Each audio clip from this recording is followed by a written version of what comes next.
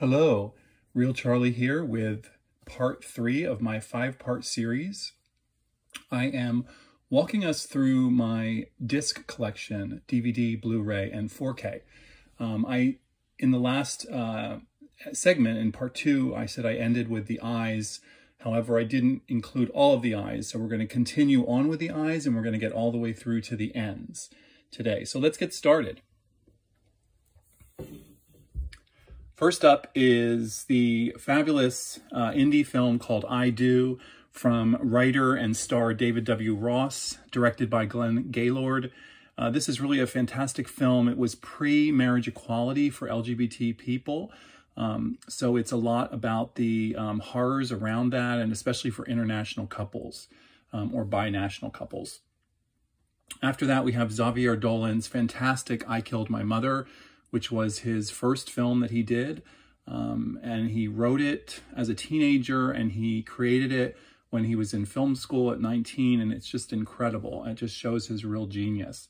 After that, we have Criterion's classic In the Heat of the Night with Sidney Poitier and Rod Steiger, an absolute must-see, especially with so much social justice happening right now in the country and around the world. This look back of that time period in an earlier time in 20th century America is really, really gripping. From there, we have one of my favorite films of the holiday season, Joyeux Noël. It's a international film. However, it's a mixture of French and Scottish and German language. So it's an easy film to sort of digest if you're not somebody who wants to watch subtitles all the time. There's a lot of English in the film, as well as German and French as well. And this is based on the true story of the 1917 truce on Christmas Eve between the three factions in World War I. It's a really, really joyous and heartfelt film that I absolutely love watching every year at Christmas time. From there, we jump into one of my all-time favorite films, Julia, which was based on a Lillian Hellman short story starring Vanessa Redgrave and Jane Fonda. Jane Fonda plays a version of Lillian Hellman, along with Vanessa Redgrave playing Lillian Hellman's best friend, the title of the film, Julia. I can't say enough about this film. I wish it would come out on Blu-ray. It's a phenomenal piece of cinema history, and if you love Redgrave or Fonda, it's an absolute must for you to see or to watch again, etc. From there, we have another wonderful Ricky Beadle Blair film, Kickoff, which is a really fun film about a gay soccer team coming up against a straight male soccer team, and what that means to them and how they change and how they grow from that. After that, another Criterion classic, Jane Fonda again, this time in Clute, which she won the Oscar for, with Donald Sutherland. This is atmospheric. It's really a gorgeous film. Again, Fonda plays a prostitute who ends up trying to help Sutherland solve a case. So really great film. I can't recommend it enough. One of my favorite classic films. After that, you can see we have a whole bunch of LA Law. LA Law is one of my favorite series. Susan Dey, obviously, as those of you who read Real Charlie know that Susan Dey is one of my favorite actresses, and I really feel like LA Law was her triumph. So I've been able to gather 3 seasons, the first 3 seasons of LA Law on disc, as well as the film that came out, the follow-up feature film that came out several years later that Susan Dey was in, as well as Harry Hamlin and all the other rest of the cast.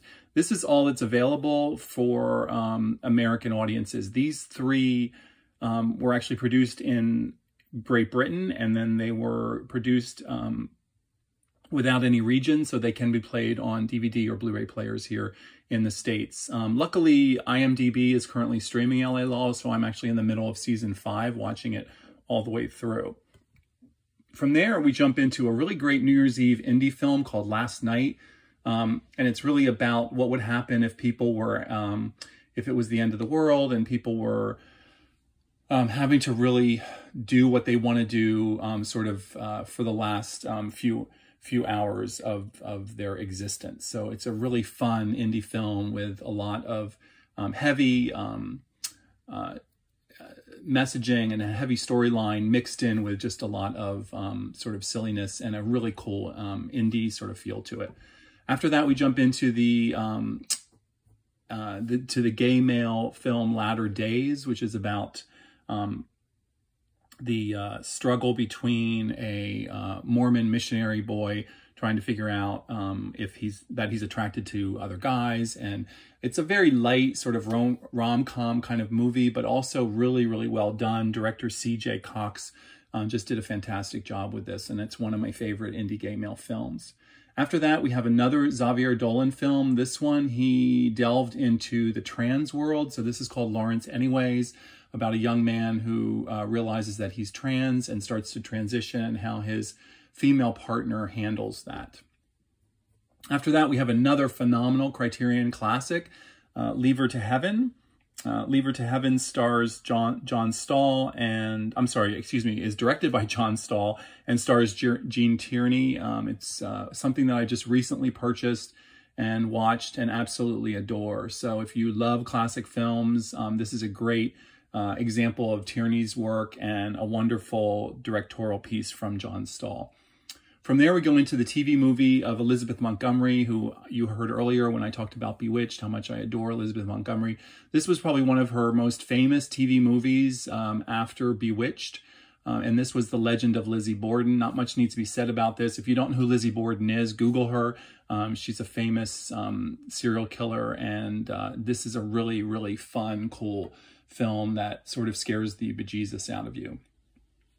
After that, Canadian filmmaker John Grayson's Lilies, which is an absolutely glorious film, sort of a film within a film. It's based on a play, and just really, really, or a story within a story, I should say, based on a play. Really beautiful and heart-wrenching and full of a lot of drama.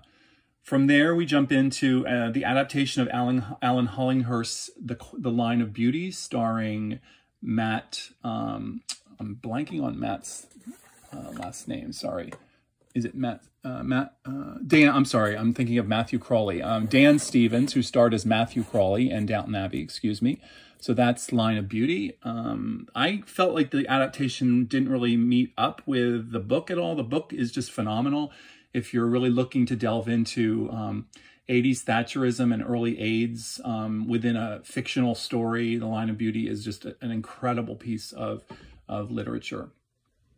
After that, Susan Dey again in the TV movie version in the 1970s of Little Women with Eve Plum from the Brady Bunch and Meredith Baxter Birney.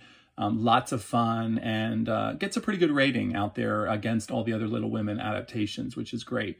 And Susan Dey plays Jo, which is absolutely fantastic. From there, we've got the Jane Horrocks Little Voice. It's her tour de force. She sings like all of the famous singers like Judy Garland and people like that. This is a really fun British indie film, also starring Brenda Blethyn and Michael Caine. Really, really fantastic. So definitely check that out if you have any interest in British film and in female singers. And it's a quirky little film. Ewan McGregor's in it as well. From there, we dive into the Blu-ray of Looker. Looker is one of Susan Dey's feature films that was released in the theaters. It's a Michael Crichton screenplay and stars Albert Finney as well. It's really kooky, but in a and it's sci-fi, but in a really cool sort of 80s way. It's got a bit of, more than a bit of camp, but also a really interesting story about how advertising and sort of evil people can kind of take over the world, and it sort of predates social media and sort of looks at that, which is really great. And then from there, we have the short HBO series Looking. This is the complete series, including the movie. This is one of my favorite television series. It really picked up where the mantle from where Queer as Folk and the L Word had stories specifically about LGBT people. This is a look at 3 best friends, gay male friends in San Francisco in the 2000s and how their lives change over the course of several years. Really, really fun, and I can't recommend that enough. From there, we go to Loose Cannons, which is another Farzan Oztepek film, which I mentioned him earlier. This is actually an incredible comedy that he created. about an Italian family. This is in Italian. It's an international film. Italian family who one of the sons comes out of the closet, and it's just very, very funny and lots of heart. It's heartwarming. A great family film with a lot of really, really good humor in it.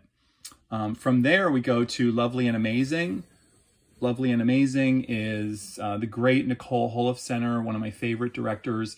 This is probably my favorite film of hers. This stars Brenda Blethyn again. We mentioned her from Little Voice.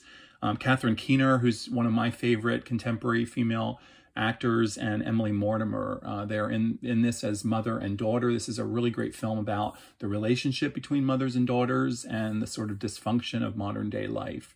And also a lot about body image, which is really a really good thing. So from there, we're going to go to another Criterion classic, the Douglas Sirk film Magnificent Obsession, starring Jane Wyman and Rock Hudson. This is one of the classic Sirk films, just absolutely wonderful and lush, and the cinematography is incredible, and it's a real melodrama that can't be missed. From there, we go to Making Love, which is the Harry Hamlin, Michael Ontkean, Kate Jackson film that came out right before AIDS hit. When I do my LGBT film history, I talk a lot about how this film was really pivotal, because this film and Personal Best were the two films that sort of broke through to mainstream Hollywood literally right before AIDS hit. And then as soon as AIDS hit, boom, those doors shut down. And then slowly we started chipping away at that again with AIDS-related films. And it took a long time for us to get beyond AIDS-related films to get back to mainstream LGBT films. And really Brokeback Mountain was like sort of the next wave after the set of AIDS films. But this is a really historical film, and I think it's a great film as well. I think it stands the test of time and deserves to be watched and enjoyed, and it's really, really well done. After that, we've got another great Blu-ray holiday indie film, a gay male indie film, Make the Yuletide Gay. It's really fun and silly, and I love Christmas films, and I love stories about gay men falling in love, and so it's a really great film. From there, there's a DVD that you can't see. It's in a really small sleeve there, but it is a copy of Making the Boys, which is the documentary about the boys in the band. And that's a really, if you have any interest in LGBT film history, Making the Boys is a great film to check out, about the making of the play as well as the film back in the late 60s and early 70s. And then from there, we've got two copies of Morris. Morris is my absolute #1 favorite film of all time. I will say that. That may change over the course of my lifetime, but it has remained that way for quite a while now. It's a Merchant Ivory film. It's based on an E.M. Forster novel. And it's just an absolutely glorious film about Edwardian England and a young man who comes to terms with his sexuality and makes some really strong decisions about the rest of his life, trying to fall in love, etc. And so after that, we go into a PBS sort of a 3-part version of Man in an Orange Shirt, which is a really great 3 sort of small vignettes about gay male love and stories during different time periods in Britain. And then from there, we go to my absolute favorite Ricky Beadle Blair series/film. It was released as a series of episodes, but it's been distributed on DVD as one complete film, and you can watch it all the way through. I don't really see the breaks at all in it. It's called Metrosexuality.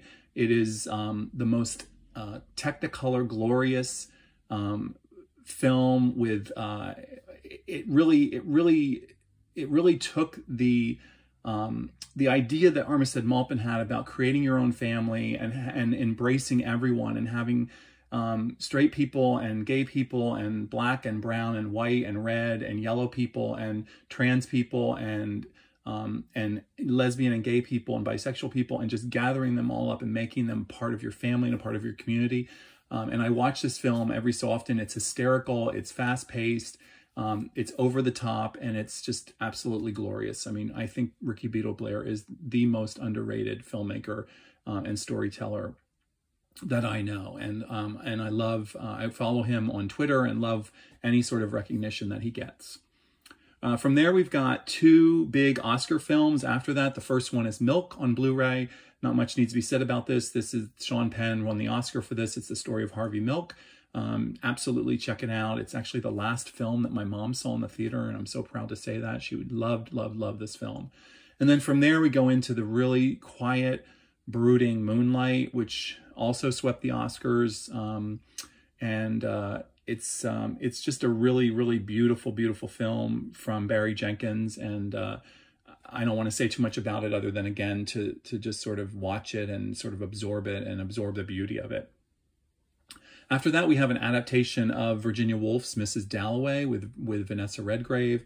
One of my favorite films, again, from one of my favorite stories. From there, we jump into Stephen Frears' My Beautiful Laundrette, which is Daniel Day-Lewis's, I think, third film, perhaps. He and Saeed Jaffrey starred in this. It's way ahead of its time. It was out in '85. It's an interracial gay-male relationship. It's working class versus upper class, and it's just really an incredible film. Frears is another one of those directors that's a lot of people don't think about him, but he's had an incredible career and done a lot of variety of films, and My Beautiful Laundrette is a perfect example of that. And then after that, we head on down to Australia to one of my absolute favorite comedies of all time, Muriel's Wedding, which has a great ABBA soundtrack, and introduced us to Toni Collette and introduced us to Rachel Griffiths. So what's not to love about that? It holds up beautifully. I would love to have this on Blu-ray or 4K at some point, but for now I have the DVD. And then from there is a great Maggie Smith film called My House in Umbria, which was a cable TV show film, and it just really has an amazing outdoor set experience, and it's just a beautiful film with a lot of great. The supporting cast is really great as well. And then finally, as we get into the ends, the only film I have that starts with an N, and that's The Naked Civil Servant. This is a adaptation of the life of Quentin Crisp, and it stars John Hurt. So I just needed to remind my forgetful brain about that. This is another great film that came out a long time ago. It was a BBC video made in Britain, and it was, again, way ahead of its time. And Crisp lived in New York City for the longest time and lived by himself and was on the streets in the East Village all the time. I saw him in the 90s when I lived there, and he was a character and also just such a great sort of curmudgeon, elder gay statesman. Really fantastic. So that's it for my part 3. I hope you enjoyed it, and we will continue next week with part 4. Thanks, everybody. Keep reading. Real Charlie.